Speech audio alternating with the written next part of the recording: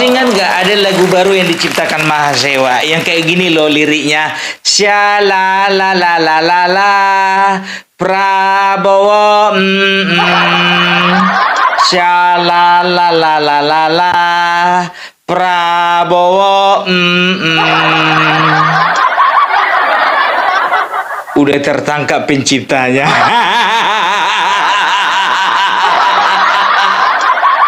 Sungguh lagu yang sangat merdu, sangat indah didengar. Tapi lebih indah lagi kalau kau nyanyikan itu di dalam penjara. Udah aku bilang dari kemarin ya, kalau misalnya kau mau menjadi orator, jangan terlalu maju kali. Kalau yang di bawah-bawah itu ngikut-ngikut aja semua, kau lah masuk penjara. Gara-gara 40.000.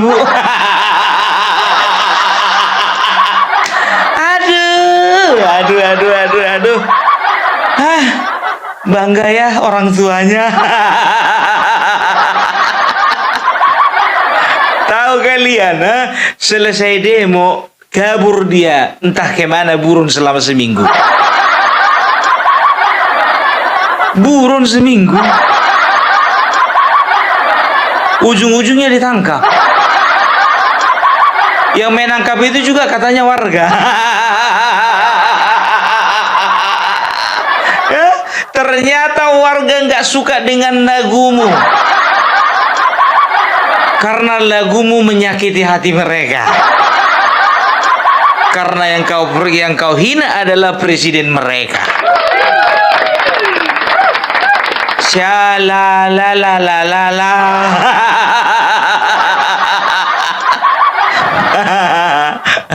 Siapa yang ngajari kau, mamamu?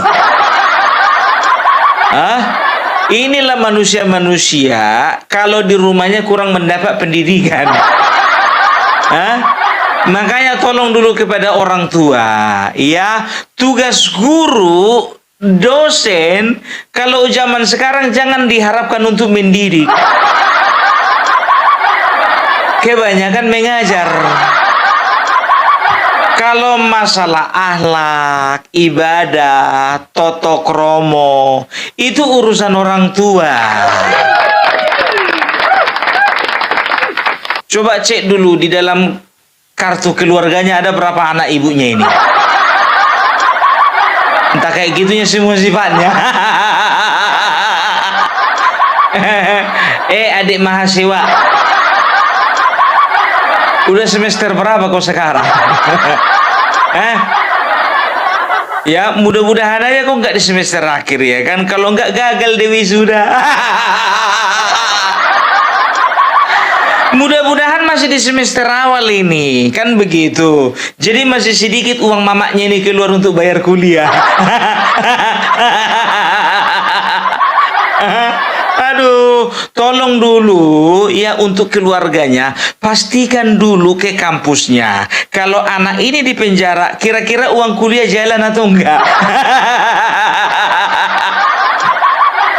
Makanya kalian itu kalau misalnya mau orasi, mikir-mikir dulu, jangan kepancing emosi, iya kan?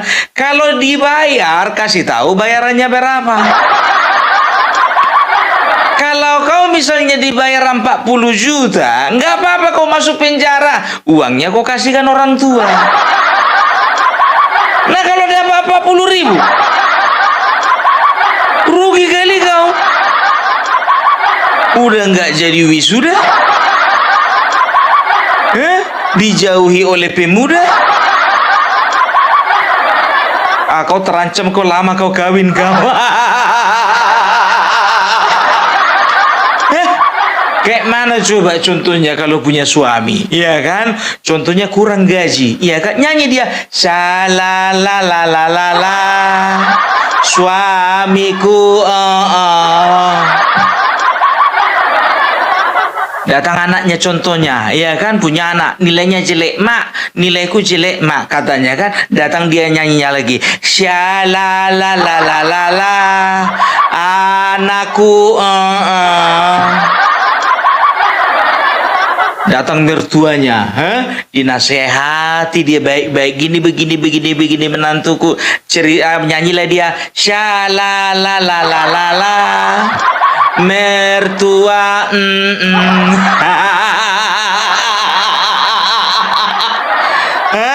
Udah ku bilang sama kau, jauh jodohmu. Ya tolong mahasiswa-mahasiswa ya, kalau misalnya kalian itu belum tahu arah dan tujuan dari sebuah demonstrasi ya, dan kalian mencium ada bau-bau ya, ada bau-bau politis ya, jangan terlalu masuk lebih dalam. Boleh ikut-ikutan tapi jangan dalam kali. Merah-merahkan aja. Kayak gini jadinya nih, kan begitu, yang makan korlap, uang masuk lewat korlap, dia jadi korban. Kau katakan Bapak Prabowo kau samakan dengan dengan makhluk hidup berkaki empat. Ku bilang sama kau, iya kan?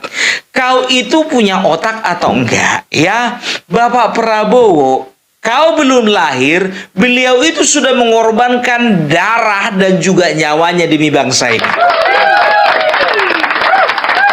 Enak kali kau bilang begitu, Kurasa lebih jelas dan juga lebih banyak jasa Bapak Prabowo dibanding bapakmu. Satu-satunya jasa bapakmu paling besar di dunia ini adalah cuma membesarkan kau, memikirkan kau, memperjuangkan kau. Tapi Bapak Prabowo mulai dari dulu dia sudah menghibahkan dirinya, mengorbankan dirinya untuk bangsa Indonesia. Berani kau bilang kayak gitu? Saya kecewa. Setelah kita pilih Bapak Prabowo, ternyata dia tidak mendengarkan suara kita. Ada yang jamin rupanya kau pilih dia?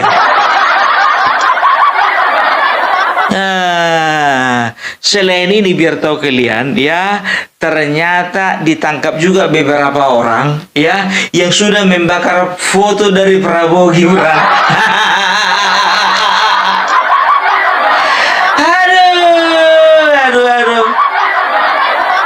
Aduh, memang ini jujur aja gue bilang, inilah mahasiswa yang masa depannya gelap. Mau aja diperalat oleh kelompok tertentu. Coba perhatikan sekarang, tagar Indonesia gelap, di mana-mana udah gak kedengaran kan? Tapi muncul di beberapa acara, Refli Harun, Faisal, Akbar Faisal, ya, dan itu juga yang menjadi tagarnya Koni. Apa dibilangnya? Waktu saya pulang umroh dengan Megawati, ya, kami itu disambut dengan demonstrasi Indonesia gelap. Gua gemes gitu loh, gua kepengen banget untuk nerangin Indonesia yang gelap ini. Jadi bagaimana kawan-kawan, berapa foto yang kalian bakar? Jadi mahasiswa ini jujur aja ku bilang, ya kan, aneh orang ini. Bakar foto presiden berani. Coba bakar dulu foto dosen pendamping. Bakar dulu foto dosen pendampingmu. Kan udah terbalik dunia ini. Bakar foto presiden berani. Bakar foto dosen pembimbing nggak berani.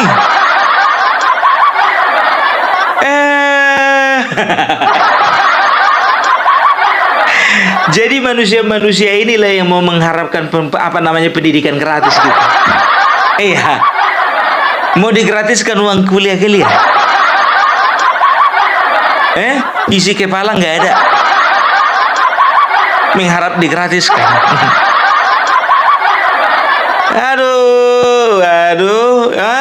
Coba kalau rasa orang ini orang ini yang beberapa orang ini ya kan, nanya lo orang ini satu dengan yang lain, kira-kira kita satu sel nggak sama si Hasto?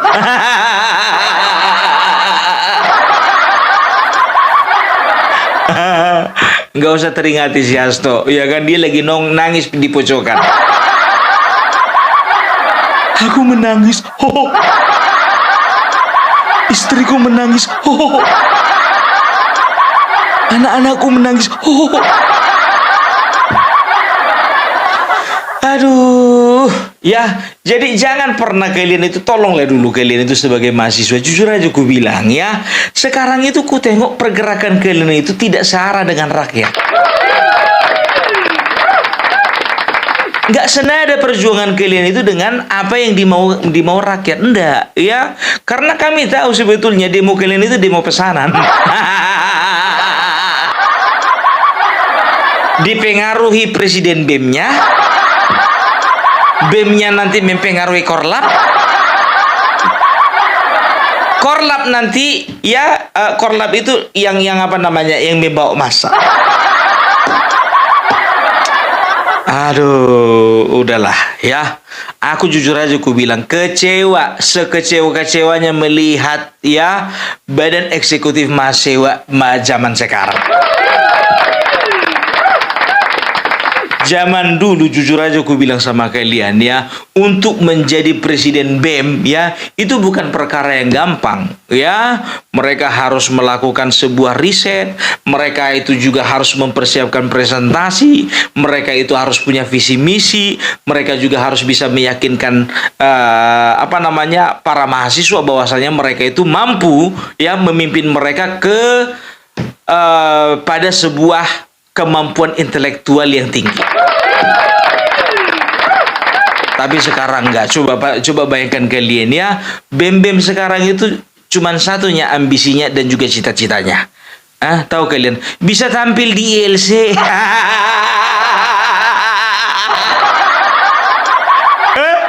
Coba perhatikan kalian. Ya, hitung kalian udah berapa presiden BEM ya yang sudah nongol di ILC.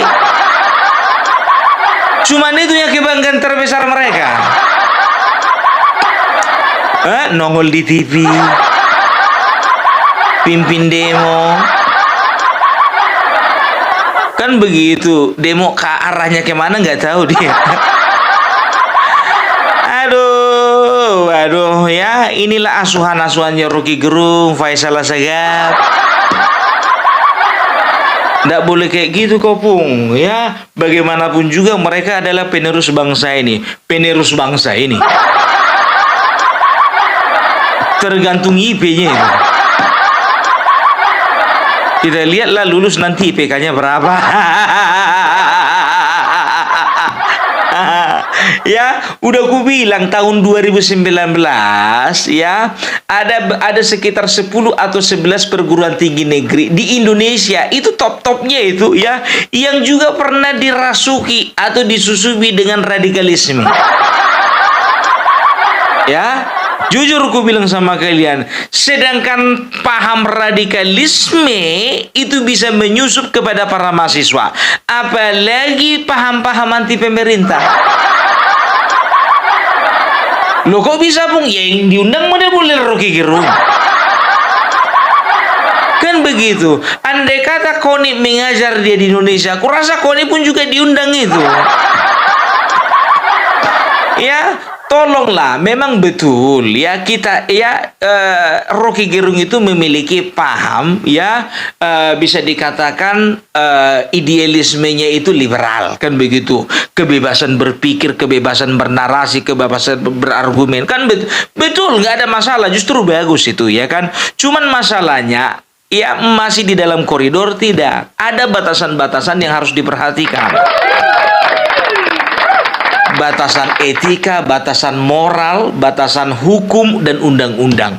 Coba perhatikan kalian ya, yang namanya Rocky Gerung selalu berbicara etik. Sementara dia nggak pernah berpikir kalau untuk bicara. Presiden aja udah dua-duanya dibilang, udahlah. Tahu nggak kalian, jujur aja ku bilang ya, pernah dalam satu kesempatan ya, bareng ini sama Ade Armando ya, waktu itu bicara tentang campur tangan Joko Widodo terhadap MK ya.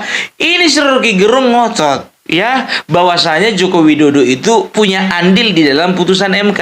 Ade Armando berkata tunjukkan buktinya. Ya, Rocky Gerung berkata saya punya disertasi, ada 7 disertasi ditambah Hasto. Iya kan?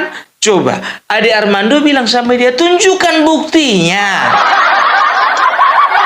Datang dia, siapa nih si Rocky Gerung? Bagi saya disertasi yang paling baik itu disertasinya Hasto. Ditanya sama dia 7 lagi disertasi, ya salah satu diantaranya nggak mampu dia.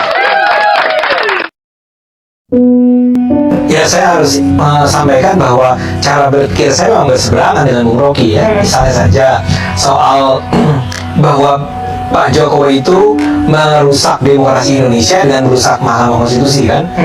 Saya nggak setuju. Saya merasa bahwa keputusan Mahkamah Konstitusi untuk yang ujung-ujungnya mengizinkan Gibran maju itu bukan urusannya Pak Jokowi, itu urusannya Mahkamah Konstitusi. Kenapa Jokowi nggak ketahui? Bagaimana caranya dia mengatakan? Karena dia tidak ngerti politik etik dasarnya. Oke, silakan jawab lagi. Saya mau bilang bahwa saya Bukan sekedar dinikmati, dia nggak tidak paham. setuju dengan tuduhan bahwa yang berada di belakang keputusan Mahkamah Konstitusi tersebut adalah Pak Jokowi. Jadi di situ aja kita berbeda. Dia tidak bisa membuktikan itu, saya juga tidak bisa membuktikan. Saya tidak bisa membuktikan. Saya tidak bisa membuktikan apakah Jokowi memang terlibat di sana. Saya akan buktikan. Gimana caranya buktikan bahwa Jokowi ada di sana? Dengar gitu sekarang.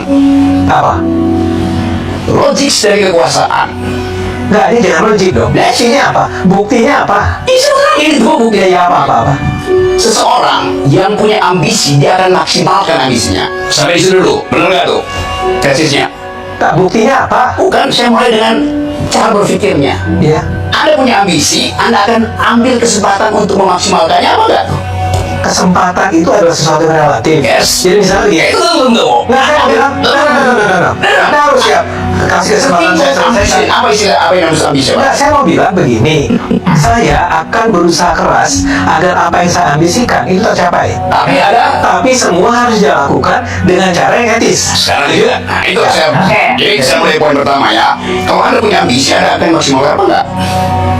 Dengan cara yang etis ya. Iya. Dengan cara yang etis ya. Oke. Kapan cara yang etis itu dipakai oleh seorang yang ambisinya tak tertahankan lagi? Enggak, karena saya ada batasan etis, saya tidak akan mengatakan ambisi saya sudah tak tertahankan. Kapan seseorang menahan ambisinya kalau perintah moral dia itu adalah dinasti? Perintah moral apa? Perintah moral adalah perintah tertinggi. Yes. Tentu saja. Ya, jadi dia akan batalkan. Batalkan apanya? Kalau perintah moralnya bangun dinasti, oke, dia akan batalin enggak? Bagaimana mungkin ada sebuah perintah moral bentuknya adalah bangun dinasti? Seharusnya tidak boleh ada, tetapi itu faktanya, itu Dero. Itu karangan Anda. Itu imajinasi Anda. Imajinasi saya, oke? Iya. Imajinasi saya itu you cari pembuktian ini yang ada kan? Nggak ada. Baca seluruh analis Australia, Indonesia disebutkan di situ ambisinya memang bangun dinasti. Saya tidak riset itu, ya riset ada teman-teman yang bisnis semua. Tahu Ya kenapa tiba-tiba saya harus setuju dengan mereka? Oh iya Mas Ayu. Iya, iya. Tetapi Kan saya- argumen you itu dia tidak teoritis. Saya tanya sama Anda, tunjukkan buktinya bahwa dia dengan sengaja berusaha menjadi mastermind dari perubahan di dalam Mahkamah Konstitusi. 7 disertasi di dunia, 8 dengan disertasi Hasto tentang itu. Apa yang kurang? Apa hubungannya Apa dengan hubungan? Mahkamah Konstitusi? Apa hubungannya dengan Jokowi? Sebut disertasi mana yang kesimpulannya adalah Jokowi itu memastermind perubahan Mahkamah Konstitusi. Oke. Sebut aja. Bahkan Mention one. Mention yang bisa dibaca orang Indonesia ya, disertasi Hasto. Enggak, Anda bilang ada 8, Ada 8 plus Hasto dan ada itu 8. Indo. Ya. Itu oke. Sekarang aja di depan Satu, publik. oke. Ini ada siaran langsung di Yes, televisi oke. ya. You bukan satu, oke. Ya, siapa? Yang bisa dibaca dalam Ya. bahasa Indonesia, disertasi Hasto. Bahasa Inggris. Saya mesti sebutkan itu pada seseorang yang sedang intelektual. Saya? Adik, Saya? setiap hari membaca jurnal. Saya harus baca. Saya baca dong saya. Dia nggak pernah baca. Apa bang jurnalnya bang? Jurnal itu dikutip di semua artikel. Ya itu apa? You mau tanya judulnya? Iya. Gua Google dulu. Enggak, kenapa Google dulu? Oh, ya oke. Silakan Google dulu kalau Anda bisa. Kalau saya terangkan di situ, Iya. orang tanya versinya apa? versi yang paling bagus itu versinya Hasto. Saya ambil yang tertinggi aja. Coba. Versinya Hasto apa pentingnya? Hasto is not an intellectual. Dia dapat doktor aja saya ragukan. Ya udah. Ya, jadi kemampuan teori ya itu kadangkala kalah ya dibandingkan dengan kemampuan praktikal ya. Ade Armando dia lebih kepada praktikal. Dia tidak hanya memahami teori ya, tapi Rocky Gerung kebanyakan teori tidak memahami praktek. Ade Armando mending pernah jadi caleg. Opung Parbelak 2 kali jadi caleg. Nah kawan ini pernah jadi caleg.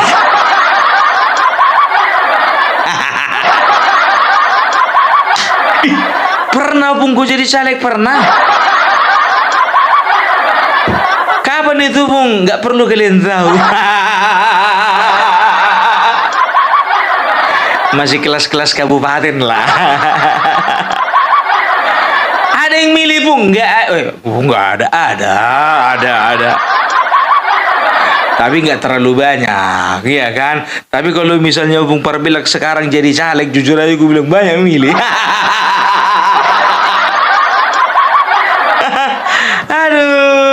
Aduh, ya. Jadi begitu, ya mahasiswa. Ku bilang sama kalian semuanya, ya. Kalau kalian nggak mau dibilang mahasiswa, ubahlah bagaimana kalian itu menanggapi isu-isu di bangsa ini. Itu dia. Ini ndak sumbu pendek, lebih pendek sumbunya daripada kadrun. Masih ingat nggak waktu kemarin ada istilah kadrun?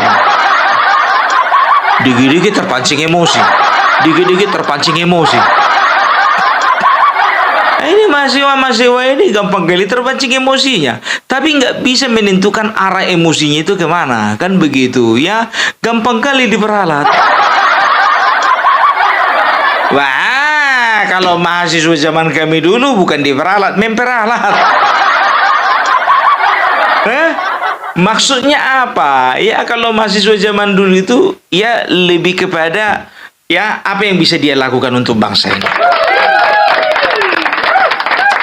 Kalaupun turun ke jalan, mereka akan lihat isunya apa, gitu loh ya. Tapi kalau cuman isu ya yang hanya menguntungkan satu pihak, dan apalagi isu-isu itu ya mengganggu stabilitas nasional ya, itu bisa dikatakan mereka akan turun ke jalan gitu loh. Tapi kalau misalnya isu-isu pesanan, tahun 98 mana ada isu pesanan gitu. Beruntunglah kalian aktivis 98 ya. Ku bilang sama kalian, nama kalian harum, nggak kayak aktivis zaman sekarang.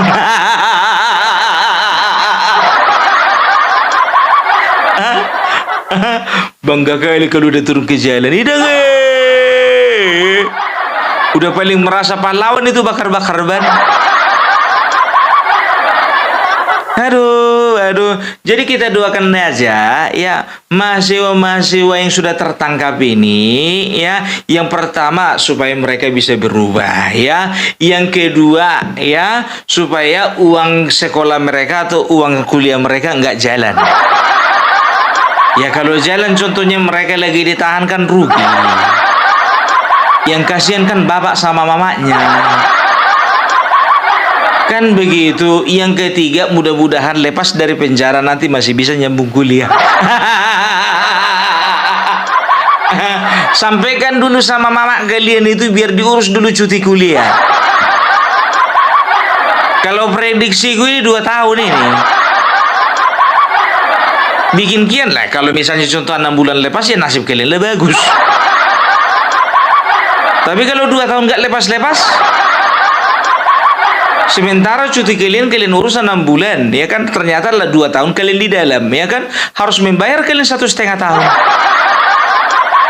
Lebih bagus urus cuti 2 tahun selesai. Shalalalalala.